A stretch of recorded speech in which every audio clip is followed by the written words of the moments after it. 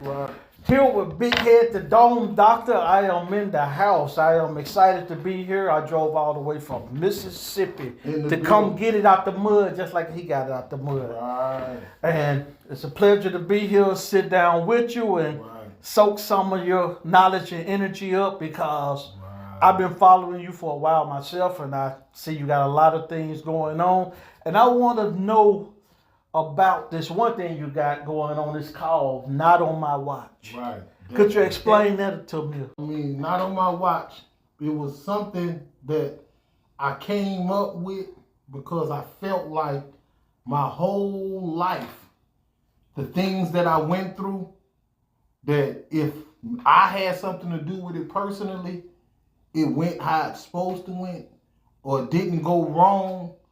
Out of my 99 homies that died or got killed, none of them died on my watch. None of them got killed on my watch. When people used to say, Big Head, now I was the leader of the wrong crowd, but for reason, the mothers would say, Big Head, you know, when I'm little, Big Head, I'm going to let my son go with you, but woo, woo, woo, woo. And, you know, I brought him back. You know, I got him out of trouble. You know, I kept him out of trouble. You know, when as far as jail, you know, I was trying to teach myself how to stop going to jail and teach my homies how to stop going to jail. So then I thought about it. I was like, this is so much positive energy in a negative situation. So if I can put this positive energy in a positive situation, you know, two positives is always good. So, you know, it's not on my watch. It's a peaceful protest for cohabitation among humanity. That means everybody.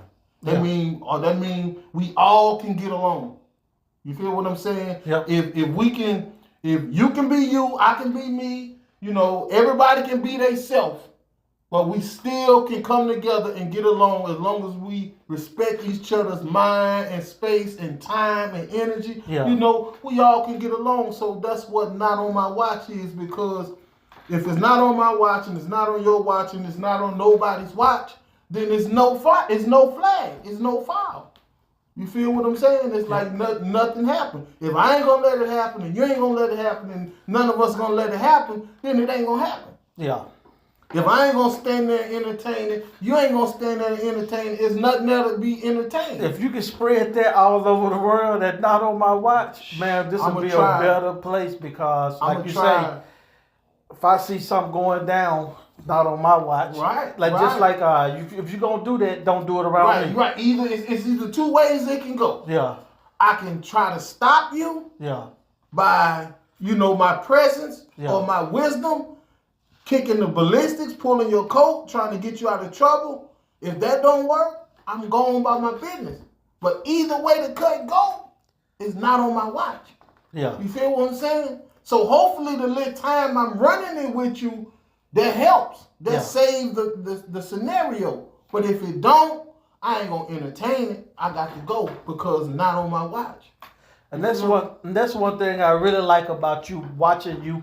I'm talking about, I like how hard you go on your music. I'm talking about with your lyrics. I'm talking about you go hard. Thank you. And then I'm talking about you give positive messages every day. Right. Positive messages, like when you broke down going to jail. I'm gonna tell you 13 things about jail that you might not know. That's gonna make it real uncomfortable. The reality of the situation. Yeah. It's structure that I didn't structurize, but it's reality. So it's like, well, maybe if you can see the reality of the situation before you even enter it, you might respect the reality of the situation. Yeah. You feel me? So it's basically I'm just giving you the reality, the facts of reality. Yep, and it's real. That's all I be trying to do. Just lace people up with life experience that I've been through. So hopefully you will realize that it's not even necessary to go through. You know, even if you struggling, you know, you start off struggling. You don't continue struggling. You don't end off struggling. You know, you struggle until you can maintain. You feel me? And then you maintain. And then when you get up, you know, you get ahead. But hey, ain't nothing wrong with maintaining, ain't nothing wrong with struggling, but just know, it's a difference, it's a process. So, you don't give up, You came out with Struggle Baby, one of the Right. albums I ordered from you, and you sent me my package. I got my posters, I got my signed CDs. That's what's up. And you gonna see those posters on my wall during my interviews. That's what's Struggle Baby. Yeah, because definitely, like, I came to Baton Rouge struggling. And I wasn't afraid, I wasn't ashamed. It was just the fact that I was different. And by me being different, people didn't feel like, I'm not going to say they didn't care, because some cared and helped out along the way. But then again, like, I was so different to where, like, I had to be a man. Like, people like, where your people at? Where your mom at? Where your daddy at? Where your family at? And I couldn't answer that. I just had to stand on my own because everybody was going through their own struggle. Everybody was suffering enough. And I knew that from the time I hit Baton Rouge. I came ready. I already knew what crack was. I already knew what sex was. I already knew what guns was. I already knew what the police was kicking in your door and all that. I had experienced all that before I even came to Baton Rouge. Like you said, you just got pulled out of one pot into a whole nother pot. Right. And this pot Right. here, you was used to that pot, but this Right. another pot where you don't know nothing about. So you got to fight your way out. Right. And learn your surroundings and regroup yourself. Right. So you really come out the struggle, and I understand that for a kid that's been in the struggle and coming up, all they know is the struggle. But see, you have to acknowledge your struggle. Because it can't be a man-made struggle. It has to be a God-made struggle. Yeah. Because when you like the God-made struggle, It's the one you can't the avoid. one is unavoidable. The one you have to live through. Yeah. The man-made struggle is the one you create for yourself. Yeah. Or you allow another person as a person that can do for yourself and judge and make your own decisions. You allow another person to create you a struggle. But that's not the struggle. The struggle that I be talking about is the one that was unavoidable. The struggle that when it hit, like, say for instance, the crack epidemic. Yeah.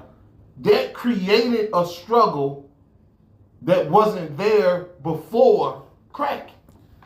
So only those people that was born after then or born then at that point in time witnessed that epidemic.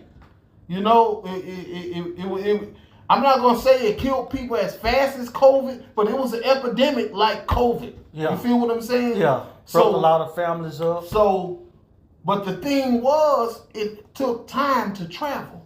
Yeah. It was created in a lab somewhere up north for black people that was way ahead, that was almost ready to own and, start poking their chests out. It was created for the Kanye Wests of that time to slow them down. Yeah. And it worked. So what it did was it left an epidemic. But when the crack epidemic hit in Detroit, I had to live through it at 6, 7, 8, 9 years old. But what my mom wasn't thinking about is Baton Rouge was behind Detroit by years. So when we got to Baton Rouge, crack was just hitting the scene. So that meant I had to live through a whole nother crack epidemic. So by the time that one was over, I had to be a man. Yeah. I had to go through the second crack epidemic a young man on my own. You feel what I'm saying? Because I knew we working with moms to get moms out of the struggle. She caught up. She young too. You know what I'm saying? Yeah. So it's like, okay, now I know I came from Detroit helping, so I know I gotta help, and it done got more serious now because we don't really know nobody. Yeah. So it's really serious now. So it was like, okay, well, I was already in the dirt. Yeah. You feel me? In Detroit. And when I came to Baton Rouge, I came dirty. And it started raining. So what dirt and rain make? Mud. I had to get it out. Had to get it out the mud. It ain't like you came down here to a family who had it going on and took you on their ways. And I came straight from one dirt to the other dirt. Yeah, and so, it started raining. And we know what that leads to. Mud. And I was right there in it.